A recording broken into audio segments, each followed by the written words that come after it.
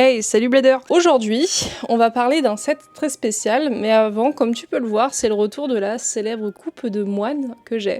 Je suis plutôt contente, j'ai à nouveau des cheveux, c'est fantastique. Voilà, c'était la petite aparté, et maintenant, on va se concentrer sur ce gros bébé qui vient de sortir, donc c'est le set Sneak Attack. Je crois qu'en langage... Hasbro, ils ont appelé ça attaque sournoise et c'est un set avec un gimmick un peu spécial. Donc, on va tester ça. En magasin, il coûte 55 €. Il est actuellement disponible au niveau de King Jouet et également au niveau de Amazon. Donc, n'hésitez pas trop si vous voulez ce set. Peut-être qu'à un moment donné, il va se débloquer et sortir sous Smith Toy. Mais après, j'ai peur qu'il fasse comme l'arène électrique, là, électronique, que ça soit une exclusivité King Jouet. Donc, faudra se méfier de ce côté-là si jamais tu veux t'acheter l'arène. Du côté des toupies, on a Cutter Shinobi avec l'eau flat.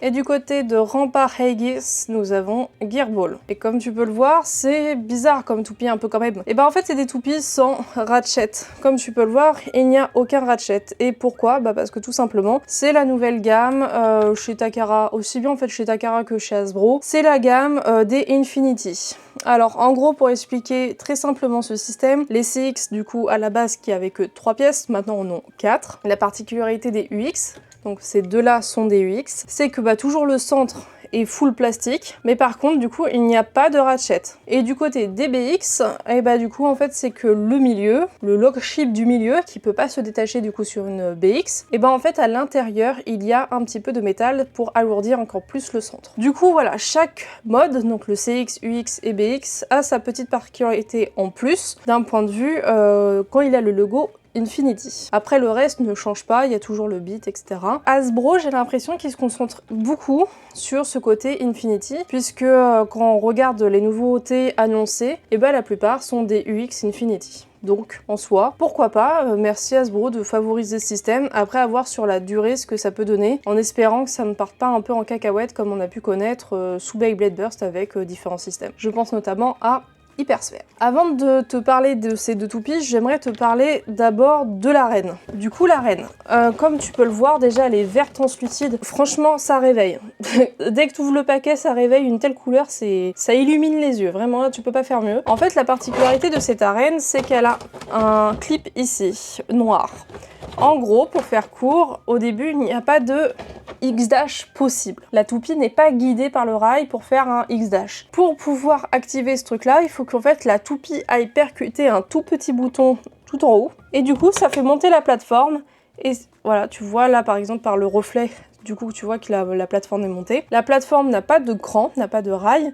Et en fait, du coup, quand la toupie va tourner et arriver ici, va pouvoir percuter la partie noire et là du coup faire un X-Dash. Du coup c'est le principe, c'est plutôt pas mal. Moi je trouve que l'idée est plutôt bonne, plutôt rigolote même, j'ai envie de dire que c'est plutôt sympa.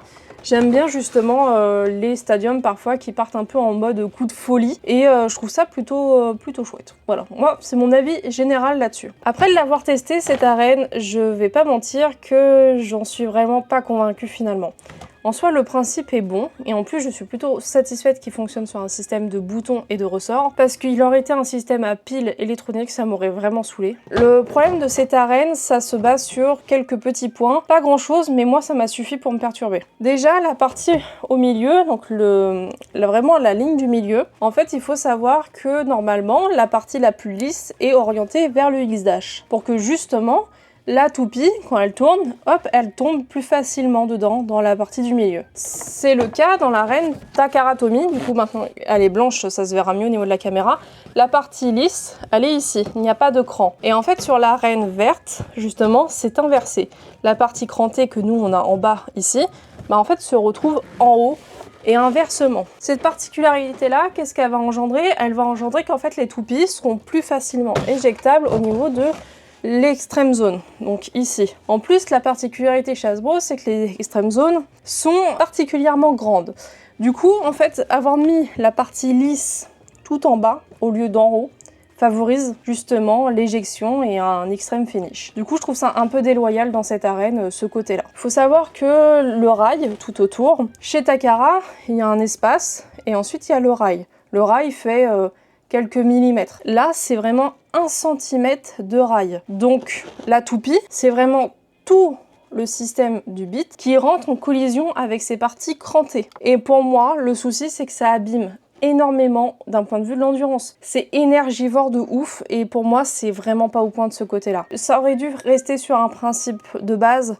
C'est vraiment ce principe de quelques millimètres de rail et pas plus. Parce que là, vraiment, ça consomme énormément en termes d'endurance et les toupies, franchement, on se retrouve sur des combats qui sont très lents, très mous. Pour finir, alors, 2 points avant de finir. Ryuk m'a fait remarquer que les overzones, du coup, étaient à l'opposé de la extreme zone.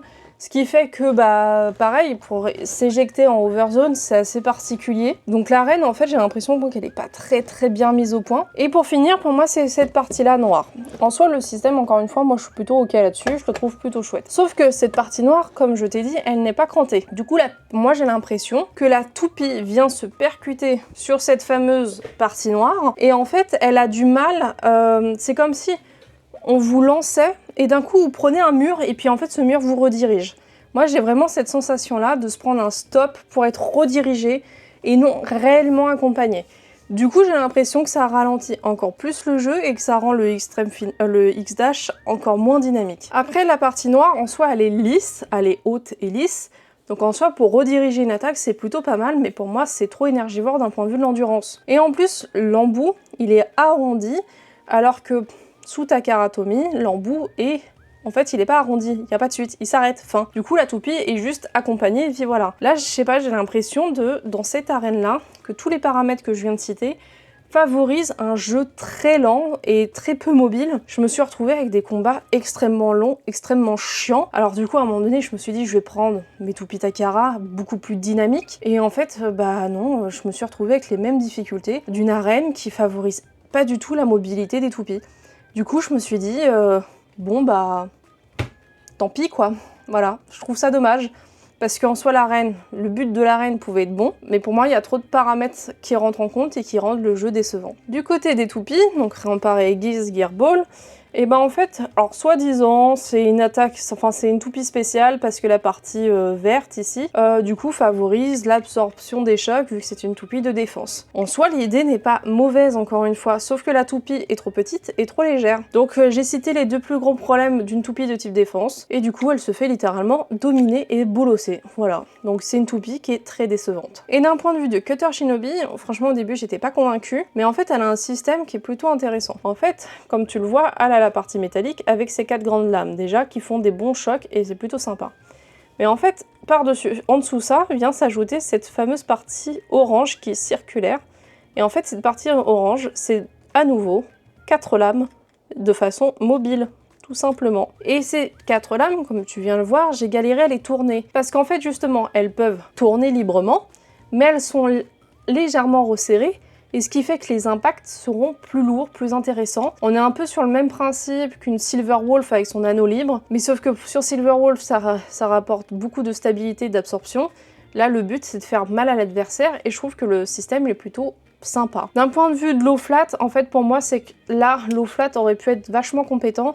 Le problème, pour moi, c'est vraiment l'arène qui lui permet pas d'être compétent. Apparemment, Cutter Shinobi sur Yielding, c'est une dinguerie. Ça vient de Beyblade Bretagne cette info, donc je te laisse vérifier si jamais tu veux vraiment t'intéresser sur Cutter Shinobi. En tout cas pour moi, celle qui vaut le coup dans ce set, c'est Cutter Shinobi. Rampart et Aegis, sans plus, pour moi ça sera vraiment que de la collecte, et par rapport à l'arène, je suis déçue quand même. Donc si toi aussi t'as l'arène, n'hésite pas à marquer en commentaire ce que toi finalement t'en as pensé. Justement, on peut avoir des avis divergents. Genre je sais que Ryuk a eu un avis divergent du mien. Ceux qui veulent l'arène, franchement, bah je vous inviterai à attendre Vinted en fait. C'est pas l'arène du siècle, c'est pas les toupies du siècle, sauf si vraiment vous voulez collectionner. Mais je dirais que ça sera plus simple d'attendre quelques mois sur Vinted que d'ici là les toupies soient en promo en fait. Parce que souvent ce genre de set, on va les retrouver très facilement à bas prix d'ici quelques mois sur Vinted. Donc si c'est pas votre priorité, sachez que ça va baisser en prix au fur et à mesure du temps.